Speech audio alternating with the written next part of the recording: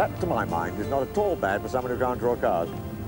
This is a Hispano-Suiza Alfonso XIII. Good old Alfonso, King of Spain, owned several Hispano-Suizas, and this model, built in 1912, was named after him, which in my view is a deal more distinguished than having a pub named after you. What I shall now be putting in the background, because nothing could be more apt, is this glorious hotel in the middle of Madrid. And it couldn't be more apt because it was commissioned by Alfonso himself to entertain other European royals, of whom there was a sizable number in those dear dead days just before the First World War. It's an embarrassment of riches. I mean, there are some 40 Hispano-Suizas parked out here, creating possibly the world's most glamorous car park. The reason why they're all lined up here in the middle of Madrid is they've reached the halfway mark of an 800-mile rally through the magnificent rustic parts of northern Spain. They're about to take part in the Concours d'Elegance, hence the tie and the blazer. We're here to tell you the fascinating story of the Hispano-Suiza and that rare and mildly eccentric breed who still drive them.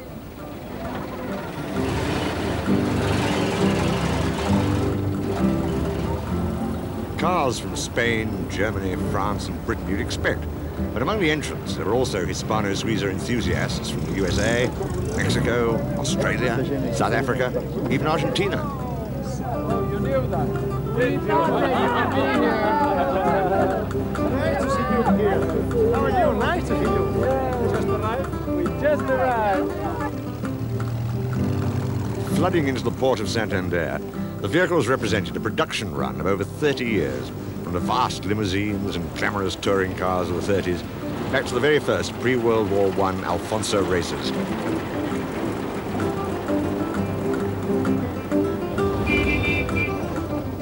Wheel-to-wheel opulence, the sort of car that may have dominated the track, but could be rather temperamental in the starting department.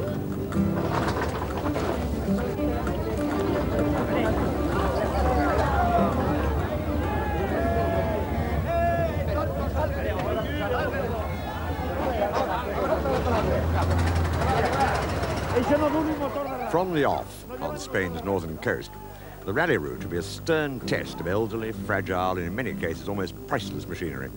Winding across some of the country's most rugged terrain, but with overnight stops at some magnificent paradors, the cars were headed for Madrid's Ritz Hotel. There they would commemorate its 80th anniversary, and after appropriate pauses for celebration, return to the coast.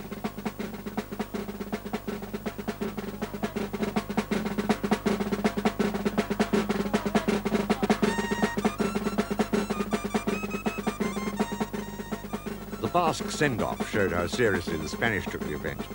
And as Mr. Milligan's vast V12 9.5-litre limousine with coachwork by Van Buren eased over the line, no doubt in top gear already, the rally was on.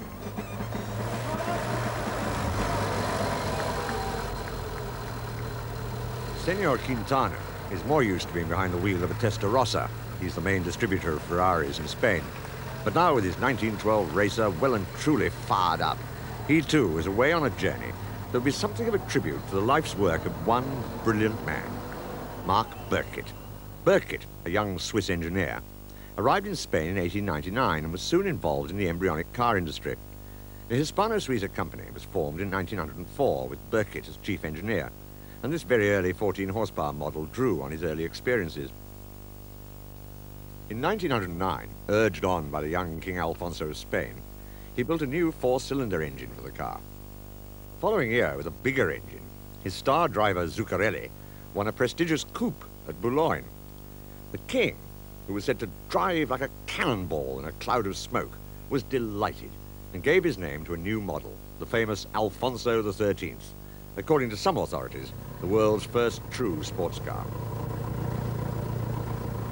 After the introduction of the Alfonso, Hispano's reputation for quality and elegance grew, and sales multiplied. By now, Birkett, totally dedicated to his work, had moved the company to a new factory in Spain and had opened a branch factory in Paris. The cars had become the darlings of the international set.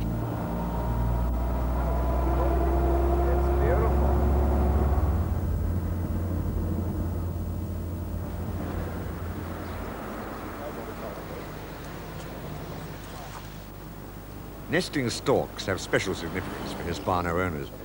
The flying stork mascot is one of the most cherished and distinctive features of post-World War I cars.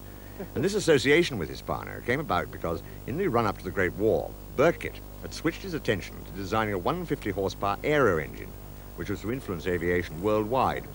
Over 50,000 were built, and they powered many Allied planes, including those of French ace Georges Guinema, who used the Stork as the symbol of his Spad squadron. The aircraft engines live on, but not just in restored aeroplanes. After the war, many drivers installed these 18.5-litre V8s in racing cars. And on the rally, John Old from Victoria in Australia turned up in just such a beast. Vibration had broken a strut, but with some help from a bewildered Spanish mechanic, a luggage strap was modified to hold the front wings together, and the car was soon back on the road. Perfecto.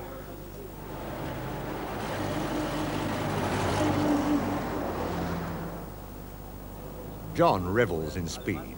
He flies aeroplanes, he bought 2 Spad fighters while in Spain, and drives regularly in vintage car rallies. This fearsome car, straight out of Chitty Chitty Bang Bang, is so fast he could afford to leave a couple of hours behind everyone else and still be first at the bar in the evenings.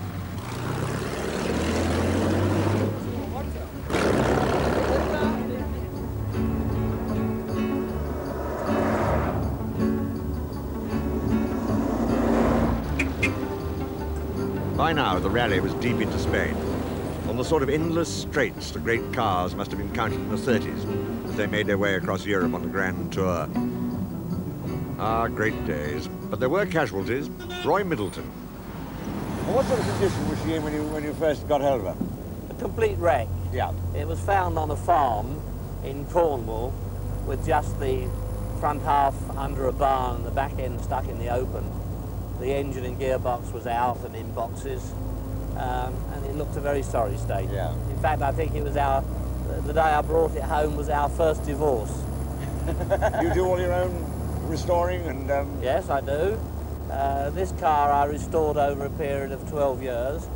I have a chap comes in and helps me about 2 days a week, 2 or 3 days a week, and we do as much as we can in-house, machining of new parts, and most of the parts that wear out are the spare parts are worn out. Yeah. So you have to have them made, and most people go to a small engineering shop who specialise in one-offs and have the part made for them. Is this the largest number of them you've seen gathered together in one spot? I think it's the largest number anybody has ever seen gathered together in one spot. Oh yes, this is a fantastic gathering.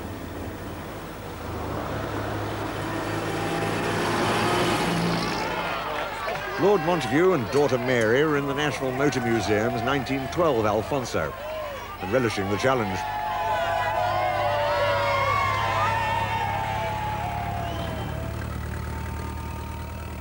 With its long-stroke 4-cylinder 3.5-litre engine, the car is still capable of over 65 miles an hour, or perhaps not. I mean, there was still half the rally to go. But as the gradient steepened out in the mountains, some of the cars were beginning to feel the strain. An H6 racer driven by Philippe Louton from France had already lost its engine, and he and his wife were forced to spend the rest of the rally as passengers.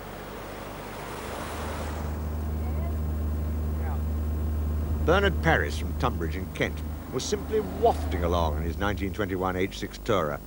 Hardly surprising, for his power came from half a V12 aero engine, 6.5 litres of mechanical perfection.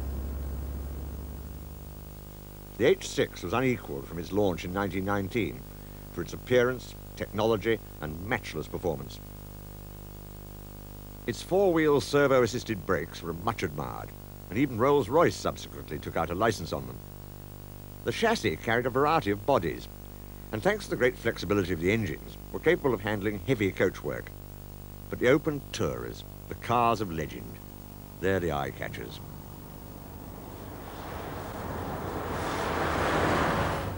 This is a 1922 boat-deck torpedo body from Henri Labourdette, just one of the top coach builders who joined forces with Hispano to turn out some of the world's most elegant and occasionally outrageous designs.